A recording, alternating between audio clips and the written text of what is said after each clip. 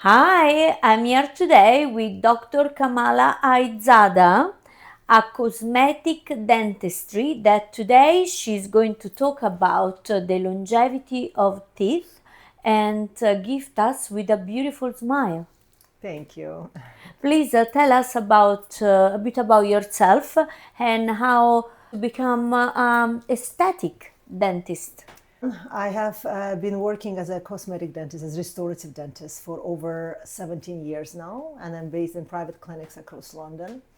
We are now here in Kensington Clinic, and this is one of my most favorite locations because we've seen some of the patients for over decades, and I've been treating teeth, I've been doing restorative work, and mostly cosmetic, smile makeovers and smile transformations. It's quite a big pleasure to see people transform their smiles and make them more comfortable and confident in a natural way. So yeah, I quite enjoyed doing it from day one. So I've never thought of doing any other type of dentistry other than this. I know that you are from Azerbaijan, which is one of Yes, my favorite country, and I feel Azeri in my heart. half I've been so Azeri. many exactly. I've been so many times to Baku. Did you study there or you studied here? Both. So I have a basic kind of bachelor's degree from back home. And then I moved to London. I did a second degree in London. Then I got my license to practice here. I did postgraduate degree in master's in restorative dentistry. I've done a number of other postgraduate degrees in the United States, in Sweden, in some other countries all across the world. So I always try to be on top of, of the development in the modern dentistry. So yeah, I keep working on it, but I've been having lots of degrees, I would say, from all across the world at this point of time. Very good. We are in safe hands here. Yes. There is much more awareness now that oral health is linked to longevity. So, how does having a good oral hygiene influence our body and decrease inflammation? It's a very important question. Teas were always secondary to your general medical kind of health and your longevity, but nowadays there's a lot of research, and we know that mouth is a gateway into your body. Everything that enters your body enters through your mouth. Whatever nutrients you have to consume have to come via your teeth, via your gums, via your oral cavity.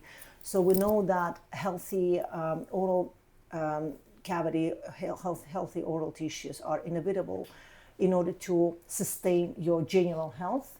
We can talk about it in more details and see how these mechanisms are happening. But it is, we have a vast amount of research, and one of the most recent ones is quite shocking. It's been proven that 20 to 40% more death is linked to a chronic inflammation in your mouth. Oh, wow. It's How quite a, so? yeah. So if for there's been a very like a wide public study where they found that people who had chronic gum conditions such as periodontitis, where you have inflamed gum tissues inside your mouth. And you bleed a lot, right? That's what's Yes, happened it's when you one have of problem with your correct. gums. It's one of the one of the symptoms of chronic inflammation, and it's been linked to all-cause mortality. So 20 to 40 degrees increased chance of a person to die from Wow. different other disease. But all these people had periodontitis. So there's a very big cross link, after which a lot of it attracted a lot of research. And now all these longevity studies are cross linked with the oral studies also. And how is that for a genetic reason or the way that what we eat, how we take care of our teeth, so how we brush, mouthwash, why gum disease happen? Yeah, it's a very good and important question. As with any disease, we know it's a multiple factors. It's a multi factors all rounded. So you definitely have some the genetic predisposition that you might be born with, but it has to be a lot of other factors. It has to be your diet. It has to be your oral hygiene. It has to be your habits such as sort of snacking, how frequent snacking, consuming certain drinks, sugary, acidic foods and drinks, and also how often you look after your teeth and see a dentist and hygienist. So all this is correlated together. All this kind of have to combine in order for the oral disease to happen. So it can be is linked with genetics and epigenetics. Exactly. So yes, you may born with that, but then the way you conduct your life influence. There is a way to sort of prevent. It's a preventable disease. Any oral disease is a preventable disease, and if you manage to get a good hand of it, and if you manage to brush your teeth really well and follow all the advice that is out there nowadays, so we could prevent all this disease from happening. And for example, cavities, which are very common, especially I think in children, that's a direct cause by eating too much sugar. Absolutely.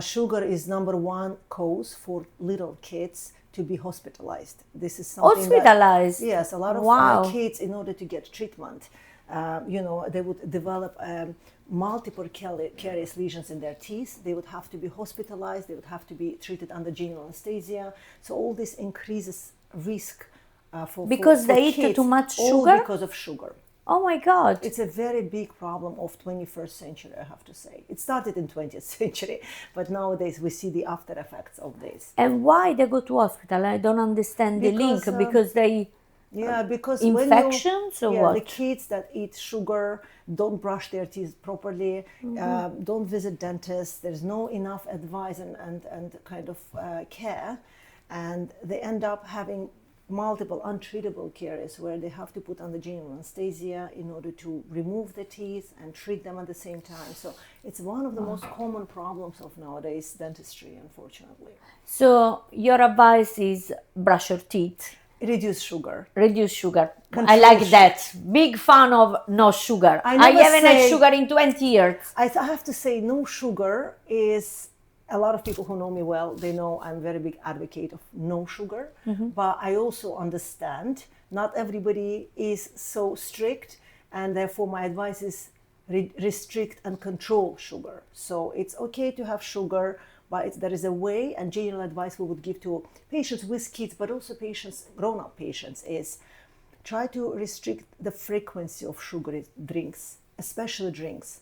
And fizzy drinks, Fizzy right? drinks and snacks.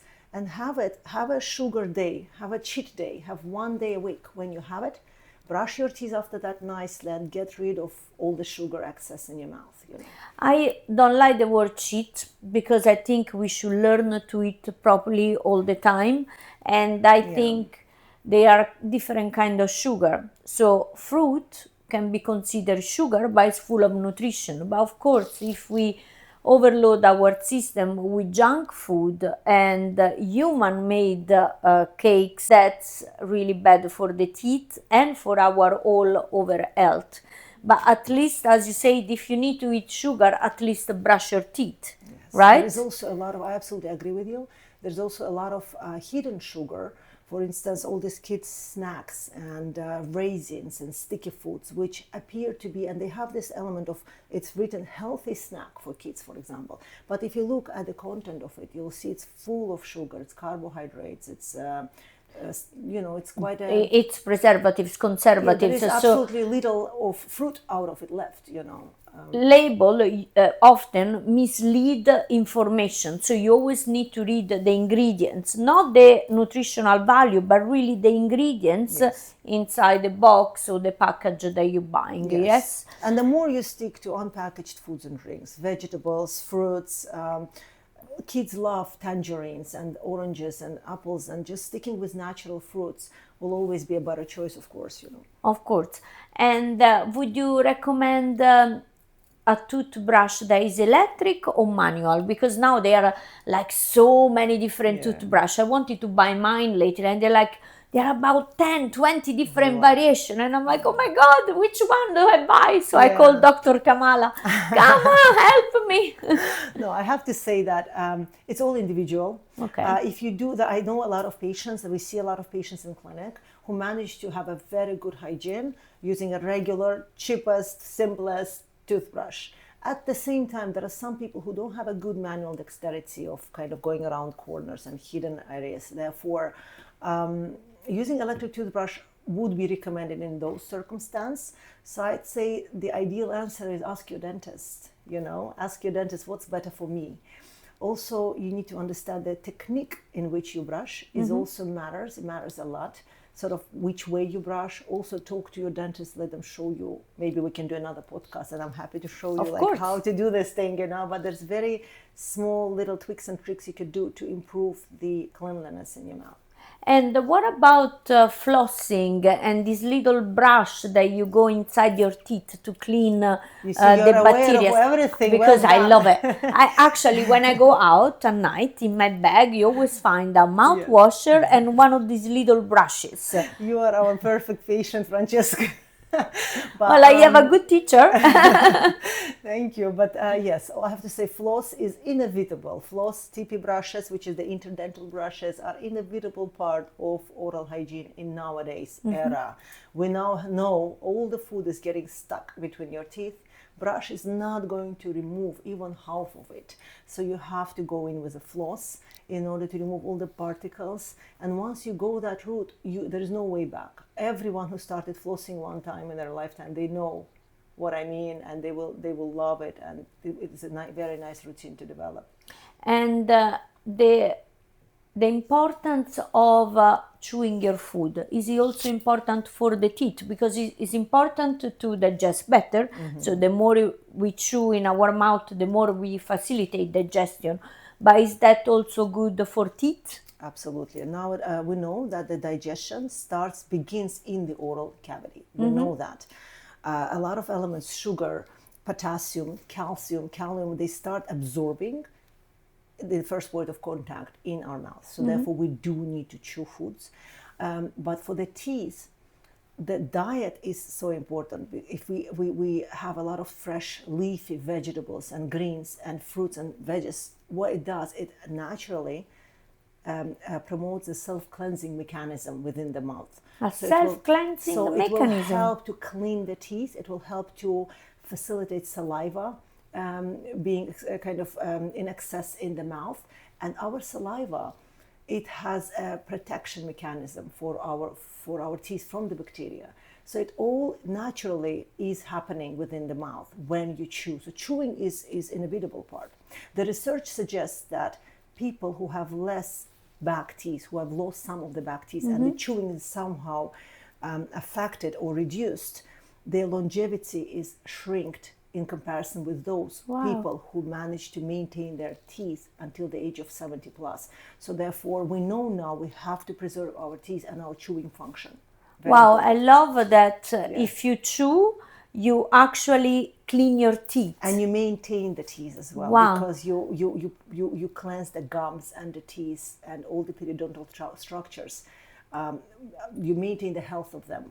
And I think, sorry to stop you, but I think it's also you preserve the bones, right? Exactly. The bone structure onto the bony structures. Because if you lose a tooth and you don't replace the tooth, you have resorption. It's a bone resorption. So when the bone becomes thinner, resorption, okay. And that's how the aging process is facilitated. So in order to do the anti-aging, so we try to replace the teeth that are missing. If you happen to miss a tooth, we always recommend to get an implants done to replace the teeth. If you have missed some tooth structures because of the chewing or grinding, we recommend to replace and restore it. And this is what we specialize in, restoring the function and the shape of the teeth. Very important. And talking about restoration, what's the difference between bonding and veneers? Because now everybody wants white teeth, straight teeth, clean teeth, the Hollywood smile, yes? Yeah. So, and most people think, okay, I'll do veneers, but some other prefer bonding. What is the difference? Who is the best candidate for which practice? Yes, nowadays became very popular. Veneers, bondings, whitening, Invisalign to straighten the teeth. This is everything that we do in the clinic as well. Day to day, very popular systems, all are really good and all have place to be. It's important to understand what you would like to achieve before you decide whether to go ahead with this treatment or that. I have to say that veneers which is usually, if people say veneers, they refer to porcelain veneers. This is still the highest end sort of treatment that you could do if you wanted to transform your smile to a better looking, still natural, but better looking, fuller, whiter smile. Because veneers is a thin lens which is added onto the tooth surface, and it can be whiter, it can be fuller, it can be more feminine. It can youthify your smile because we can make it a little bit longer and replace all those enamel that has been worn with time. And also straighter, right? And straighter, definitely. So it's a bit like when you do nail polish, if you do... I compare this to shellac. Shellac, it's like okay. added nail addition to the tooth. However, in the olden times, in order to place the veneers, there would have to be a lot of shaving to be done. In some countries nowadays, still we see teeth are shaved into pegs in order to put these veneers on. But This is not good, right? This is really bad. So it really depends in which hands you're getting the veneers done. If you use modern protocols, you don't really need to remove anything from the tooth. There's only minimalistic adjustment that needs to be done. So it could be quite preservative for the tooth structure. Now, when it comes to the bonding, it's also a really nice option to have. And I think it's very wrong to compare bonding to veneers because there's a lot of confusion about it. But bonding is to repair minor adjustments, sort of to make minor adjustment to chipped tooth, to uneven smile. But if you would like to make a fuller smile makeover, then veneers are better. And often you can combine. You can have veneers on some teeth and bonding on the others. Okay. And, all these options are valid options. And bonding is cheaper than veneers, right?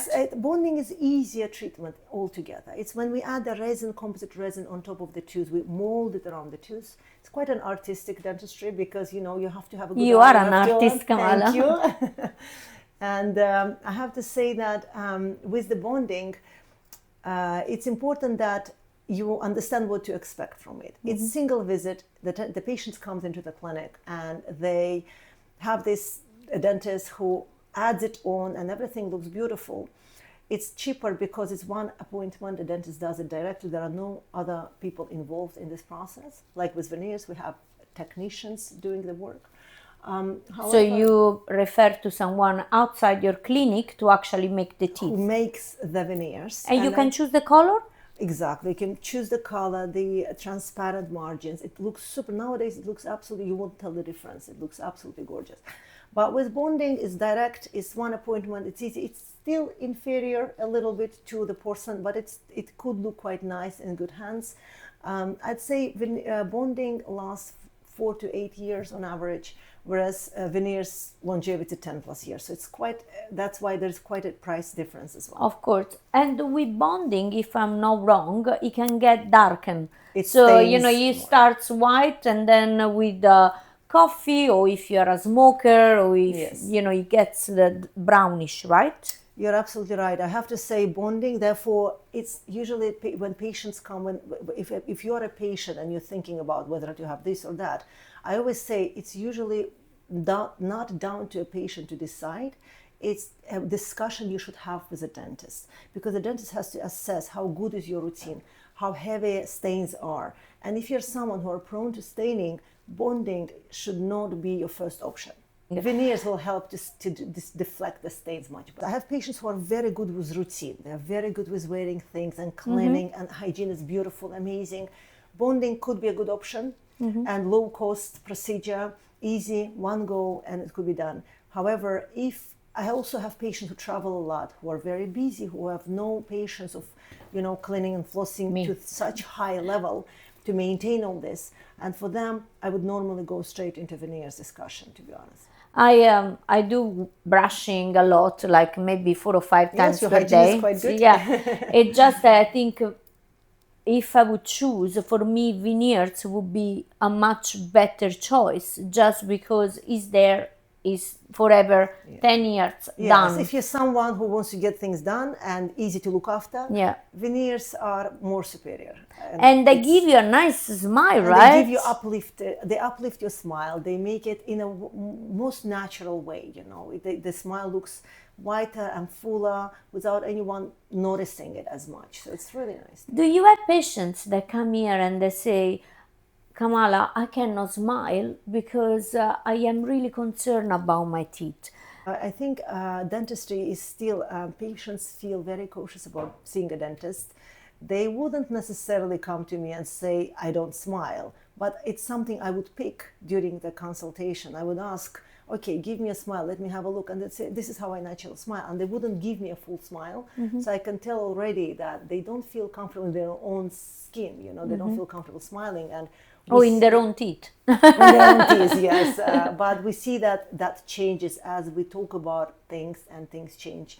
And even the feedback often is that people become more socially active because they feel more comfortable kind of going out there and smiling. But how beautiful that Kamala gift people with smile. I It's mean, really it's one of the rewarding. joy of life, yes? It's really rewarding, I have to say. And Dr. Kamala, can you talk about enamel in the teeth? What is this?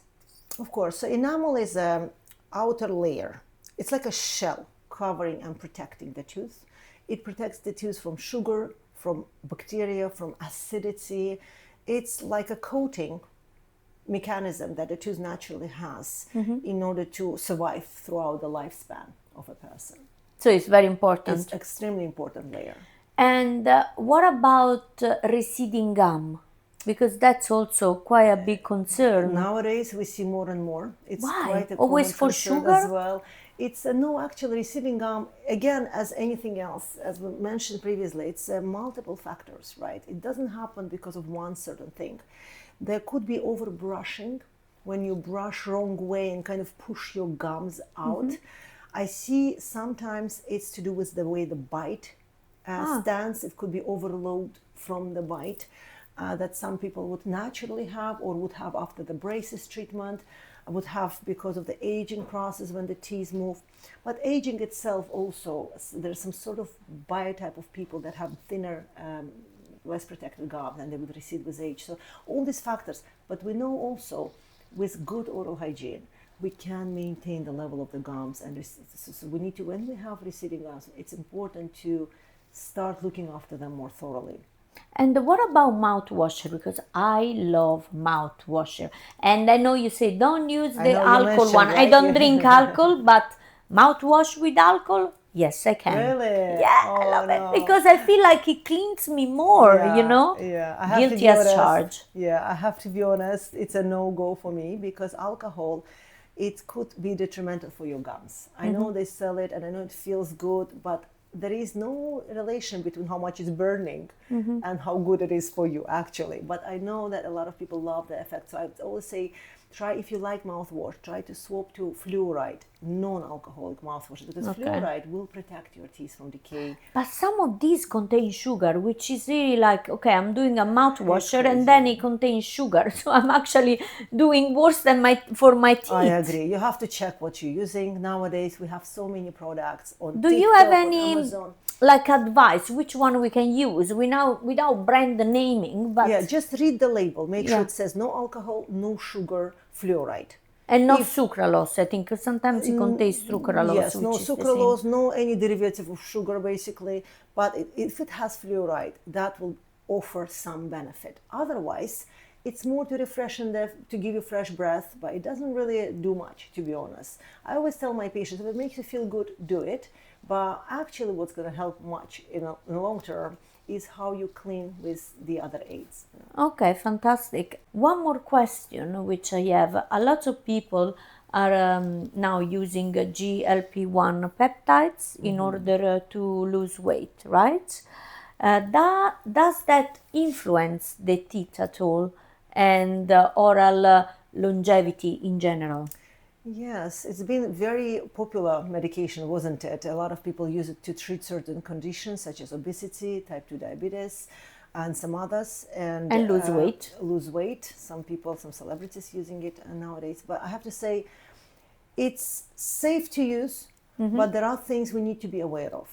We need to know there is a very common side effects of GLP inhibitor, and one of them is dry mouth, which we call xerostomia, is when we have xerostomia. Wow. It's when we have less saliva in the mouth. Saliva production shrinks down. As a result of that, we have the self-cleansiness that saliva has inside the mouth reduces. So we're more prone to having gum inflammation because bacteria is still there. We have over 700 species of bacteria living in our mouth. Some are good, some are not so good. So therefore, cleaning and cleansing and washing is important. So therefore, if you have that problem while on this medication, the advice usually is to take salivary substitutes. It's like a lozenges which you suck on. You can buy one online. Sugar-free. They have to be sugar-free. Absolutely. And second, taking frequent sips of water to substitute for that. Another problem I have with this medication, such as Ozempic, is they call it Ozempic breath. I don't know if you heard the term. Some people who are on this medication, they or their loved ones will notice the specific breath, and some patients would come to me and they would start, I really feel uncomfortable talking about it, but I have this bad breath. And I think that depends, because what this medication does, in order to decrease appetite, the food stays in your stomach longer. Therefore, it fermentates. By fermentating, it gives you better breath. the Is this gases correct? get released. Exactly. That's one reason. Second reason, the food is stuck between your teeth and the gums, and saliva is not there to cleanse it or to yes. reduce to buffer it, as we call it, because saliva also neutralizes all the acidity within the mouth. And also there is another side effect, which is reflux. Oftentimes with this medication, people would develop gastric reflux. That means the acidity ends up inside your mouth from the stomach juices, and that would also inevitably cause this really specific taste and smell in the mouth. And also, I think with this medication, some patients, some users develop vomiting. Yes, Yeah, vomiting, especially nausea. at the beginning. So also vomiting All that often causes is very those. bad.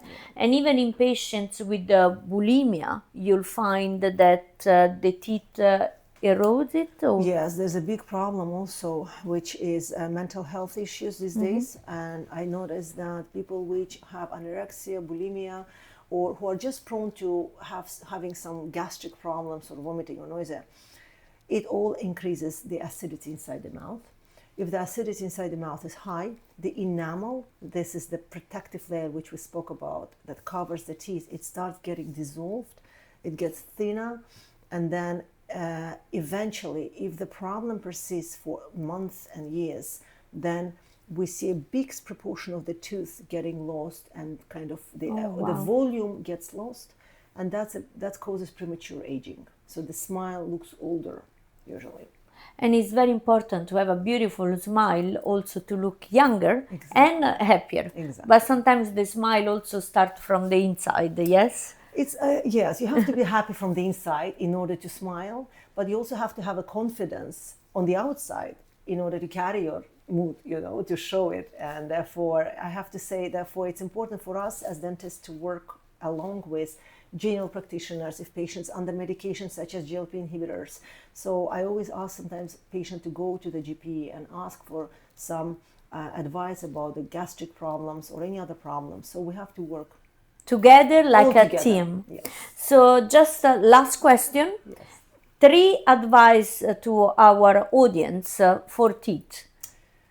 If you want to, I think today's topic is longevity. We all want to live long. We all want to not only live long, but also have a good quality of life. Live while well. we live long, live well. And therefore, to preserve this longevity, I think the very common advice is to really look after your teeth at home. Home care. Nowadays, you don't need to go far. You can go to your local pharmacy and you'll find abundance of floss, TP brushes, interdental brushes. You'll have water pick, which is an electronic machine. You put water in it, press the button. There are so many tools to look after your teeth and make sure we clean it as much as we can. But also be smart about it. Use the correct technique as you brush. Don't overbrush, don't wipe off your enamel.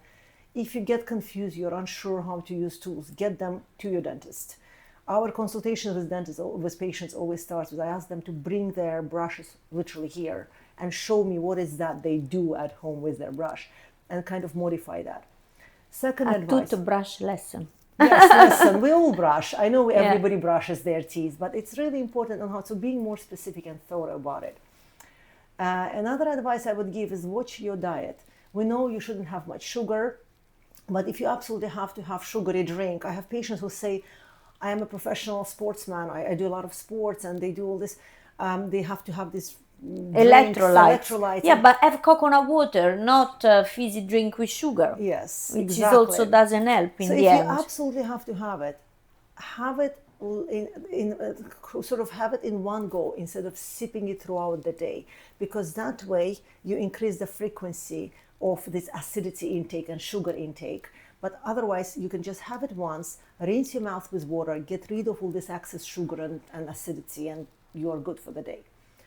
So yeah, and third advice would be visit your dentist. Visit your dentist, be honest with your dentist, talk to them if you have any sort of, even if you think it's unrelated, if you are on Ozempic, or if you have some other, if you have diabetes, if you have cardiovascular disease or any other problems, it could have a direct link to your gum problems, to your teeth problems. So it's important to discuss all your medical health at this appointment so the dentist can advise what's best to do. Perfect. So you have home hygiene, then eat well, check your nutrition, and then visit your dentist and have dental hygiene at least twice per year. 6 monthly, yes. Yeah. That's the minimum I would advise. Well, thank you, Kamala. You're welcome. We will have you a few more times because I found you so interesting. It's a pleasure. And it's amazing how longevity is linked to our health.